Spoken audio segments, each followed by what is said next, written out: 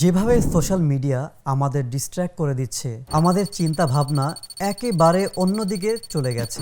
মানুষের মস্তিষ্ক যেন অচল হয়ে যাচ্ছে, সারা দিন মোবাইল হাতে বসে থাকে, কখনো ইউটিউব, কখনো ফেসবুক, কখনো ইনস্টাগ্রাম। কে জানে কত রকমের রিলস আরো ভিডিও দেখে। কারো হাতে মোবাইল আর ইন্টারনেট দিয়ে তাকে ঘরে আটকে দিলে খাবার খাওয়ার সময়ও তার হবে না, পানি পান করার সুযোগও তার হবে না। মানুষ ঘুমাতেও পারছে না, মানুষের ঘুম কমে গেছে। এখন যে সময় মতো ঘুমাচ্ছে না এবং রাতভর মোবাইল হাতে বসে থাকে, তার চোখ দুর্বল হচ্ছে, মস্তিষ্ক দুর্বল হচ্ছে, তার সৃজনশীল চিন্তা শক্তি দুর্বল হয়ে যাচ্ছে, ইবাদত থেকে এমনভাবে দূরে সরে যাচ্ছে যে নামাজেও মন বসে না, মন থাকে মোবাইলে, ইবাদতেও মন বসে না। আগে যে তাসবিহ বা কাউন্টার থাকতো, এখন সে শুধু মোবাইল। প্রতিটি মুহূর্ত মোবাইল চেক করতে হয় যে কি এসেছে।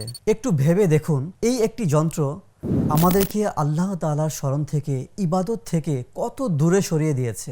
মানুষ গুনাহের সমুদ্রে ডুবে যাচ্ছে, অথচ কারো কোনো অনুভূতি নেই। হয়তো ফিউচারে সৃজনশীল কোনো মানুষ খুঁজে পাওয়া কঠিন হবে, কেননা সৃজনশীল সব কাজের জন্য চিন্তার প্রয়োজন, আর চিন্তা করার জন্য প্রয়োজন ব্রেনকে ফ্রি করে দেওয়া। অর্থাৎ সৃজনশীল সব কাজ একাগ্রতা দাবি করে, কিন্তু আমাদের তো ফুল কনসেন্ট্রেশন মোবাইলের মধ্যে। ধরুন আপনি পড়াশোনা করেন, গবেষণা করেন কোনো বিষয়ে, সেক্ষেত্রে গভীর চিন্তার প্রয়োজন, সেটা হোক ইঞ্জিনিয়ারিং, ডাক্তারি বা যে কোনো ফিল্ডে।